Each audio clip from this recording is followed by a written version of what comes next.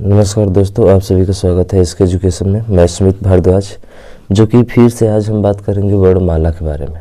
अब वर्णमाला में जो है हमने पढ़ लिया था क्या, तो सर हमने जो पढ़ लिया था वो पढ़ लिया था व्यंजनों की संख्या। क्या पढ़ लिया था हमने?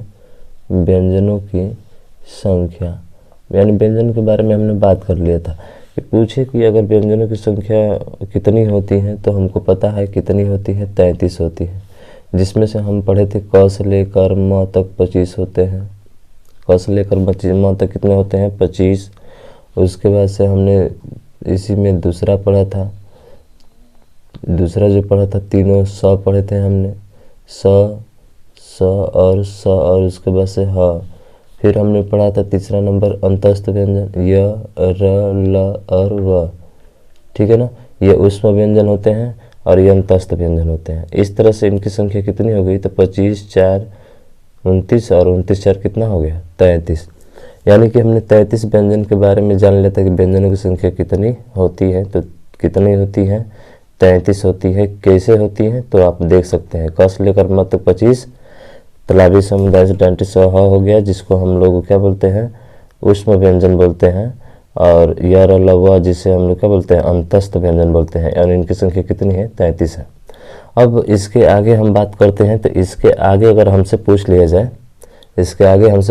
जाए, कि हिंदी वर्णमाला में वर्णों की संख्या है, तो ध्यान रखिएगा कि जो हिंदी वर्णमाला है, हिंदी वर्णमाला में जो वर्णों की संख्या है वो कितनी है? टोटल 44 है। टोटल नहीं बल्कि वर्णों की संख्या 44 है। ठीक है ना। तो कैसे 44 है, अब थोड़ा इसमें देखते हैं। तो देखिए, अगर हमसे पूछता है कि कुल वर्णों की संख्या क्या होती है, तो हमारा जवाब होगा 52। या एक और चीज़ पूछेगा इसमें, तो देखिएगा उसका भी जवाब हमारा 52 होगा। अगर पूछे हमसे कि मानक वर्ण कितने हैं, कुल मानक वर्णों की संख्या कितनी है, तभी भी जवाब होगा कितना? हमारा 52 होगा। समझ रहे हैं ना। हाँ, तो याद रखिएगा, मानक वर्ण पूछ ले या हिंदी वर्णमाला में कुल वर्णों की संख्या पूछ ले, तभी भी क्या होगा? 52 होगा। अब ये 52 कैसे होता है तो देखेंगे इसके बारे में। तो जो 11 स्वर होते हैं, पता है कि 11 जो स्वर होते हैं आपके क्या हो जाएंगे? स्वर हो जाएंगे। उसके बाद से व्यंजन कितने होते हैं? तो व्यंजन आपके 33 होते हैं। तो 33 और 11 कितना हो गया? 44। उसके बाद इसमें एक नया चीज़ आता है, अयोगवाह।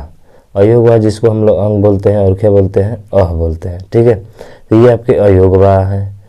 ठीक है, उसके बाद से आता है उत्क्षिप्त। इसी उत्क्षिप्त को देखिए, उत्क्षिप्त जो होता है वो आपका नीचे करके ड और ढ के नीचे क्या लगता है? बिंदी।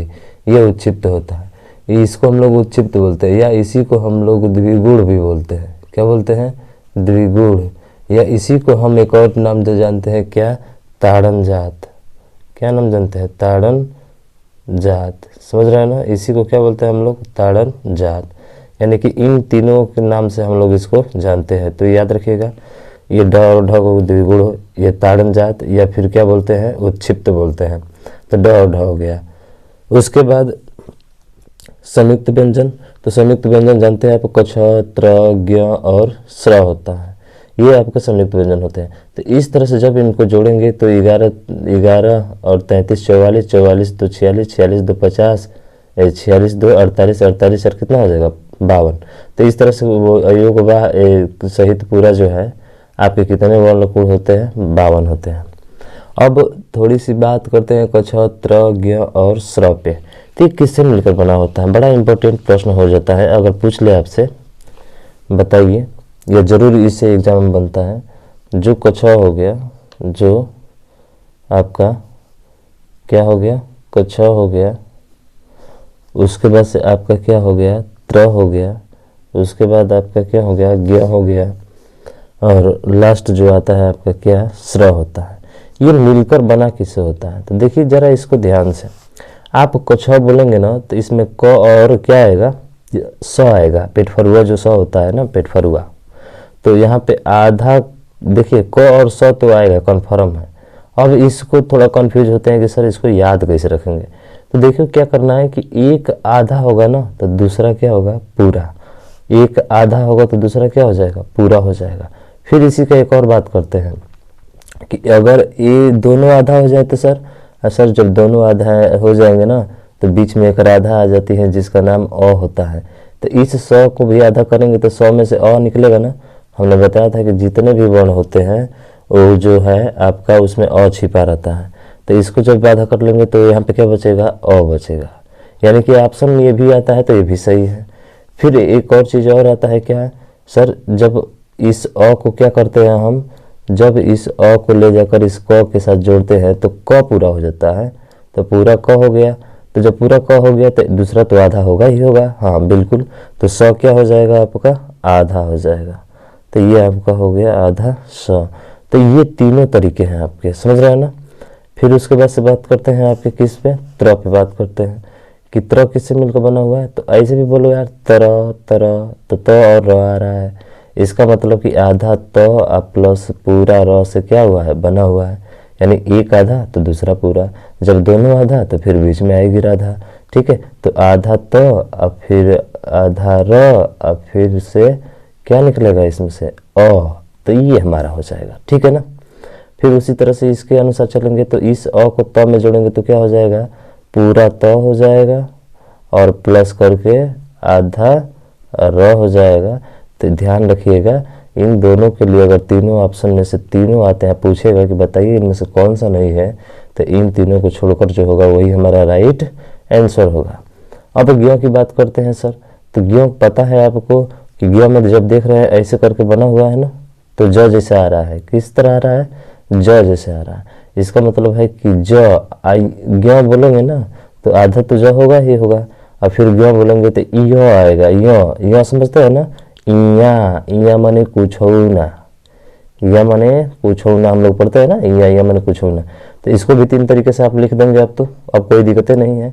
हाँ सर, एक आधा, दोनों आधा, तो बीच में आएगी क्या, राधा, और राधा कौन है, अ है, समझ रहे हैं ना। फिर से अ जाकर ज में जुड़ेगा तो सर पूरा ज हो जाएगा, और आधा क्या हो जाएगा, आधा क्या हो जाएगा आपका, आधा जो है आपका हो जाएगा य, आधा हो जाएगा कौन सा, य जो है वो आपका क्या हो जाएगा, आधा हो जाएगा। तो इस तरह से याद रखेंगे, ठीक है। चलिए अब लास्ट बात करते हैं स्र पे। अब बड़ा कन्फ्यूजन होता है बच्चों को इसी में, स्र वाले में, लेकिन कन्फ्यूजन हमें नहीं होना है, हमें कन्फ्यूजन को दूर करना है। तो आप देखिए स्र जो है ना, तो ये तालाबी स वाले से मिलकर बना हुआ, देख रहे हैं, ये तालाबी स ऐसे आ रहा है। तो ये गोला वाला तालाबी स, इसको तालव्य स बोलते हैं। तो ये आधा प्लस, और जब बोलेंगे तो स्र र आ रहा है, इसमें भी क्या आ रहा है, र। तो पूरा स और आधा र से मिलकर बना है। फिर बात करते हैं इसका अगला। तो सर दोनों को फिर आधा कीजिए तो बीच में एक आधा आएगी, यानी कि दोनों आधा अब प्लस करके क्या रख देंगे, अ। फिर सर एक और इसका क्या होगा, तो सर ये आकर स इसमें जुड़ेगा तो ये पूरा स हो जाएगा, और उसके बाद से करके जो र जो है आपका आधा होगा। क्यों, क्योंकि जब एक पूरा तो दूसरा अधूरा, एक पूरा तो दूसरा अधूरा। और इस तरह से आप जो है बहुत आसानी तरीके से आप कछ त्र ज्ञ स्र, कछ त्र ज्ञ स्र याद रख सकते हैं, समझ रहे हैं ना। तो एक के हमने क्या पढ़ा, 3 पढ़ लिए।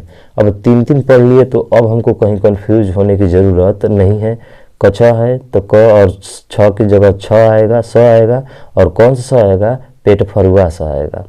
ये कछ है ना, पेट को क्या कर देता है, फाड़ देता है, तो इसलिए इसमें पेट फरुआ स आता है। त्र है तो त्र जैसे ही बोलेंगे तो और र आएगा, इसमें क्या आएगा, त और र आएगा। ये तो ऐसे ही सीधा याद रखेगा, त और र ऐसे ही आ रहा है। जब ज्ञ करेंगे तो ज्ञ में जैसे देख रहे हैं कि ये ज बन रहा है, इसका मतलब ज तो होगा ही, और फिर आधा क्या हो जाएगा, य। कहने का मतलब कि आधा ज तो पूरा य, दोनों आधा आधा, तो बीच में आती है राधा राधा, ठीक है। तो इस तरह से याद रख लेंगे हम लोग, दोनों आधा तो आकर बन जाती है क्या, तो बीच में आके बन जाती है आपकी कौन सी, राधा। तो इस तरह से याद रखिएगा, बहुत ही इंपॉर्टेंट चीज़ें हैं, और यहाँ पे बिल्कुल प्रश्न बनते ही बनते हैं। तो इसलिए ये जो होगा IMP होगा, क्या होगा, IMP, मोस्ट इम्पोर्टेंट, ठीक है। तो आप इसको याद रखिएगा। आगे चलते हैं। अब एक प्रश्न लेते हैं। वो प्रश्न क्या है सर, देखिए बहुत ही इंटरेस्टिंग और बहुत ही बढ़िया प्रश्न आ रहा है आपके सामने। तो जवाब दीजिए मेरे साथियों कि इसका कौन सा आंसर सही होगा। देखिए यदि संयुक्त व्यंजनों को हटा दिया जाए तो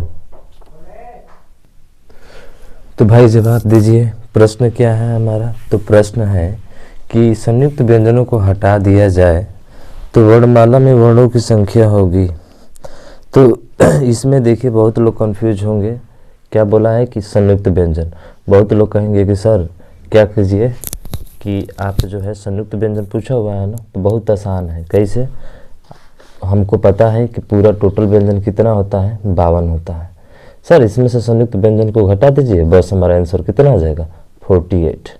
और जिसका भी 48 आया ना, माँ कसम क्या हो जाएगा? गलत हो जाएगा। क्या हो जाएगा? गलत हो जाएगा। क्यों गलत होगा? तो सर ये पूछा क्या है, आप प्रश्न को पहले पढ़िए ठीक से, ठीक है।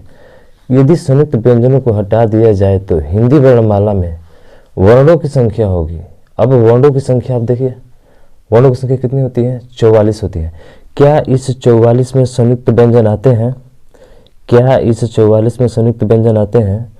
बिल्कुल नहीं आते। देखिए स्वर 11, व्यंजन कितने? 33। तो ये संयुक्त व्यंजन का मतलब क्या निकलता है? इसका मतलब है कि आप कहीं ना कहीं क्या हो गए, चूक हो गए, और इसी चूक के कारण जो होता है हमारा प्रश्न क्या होता है? गलत होता है।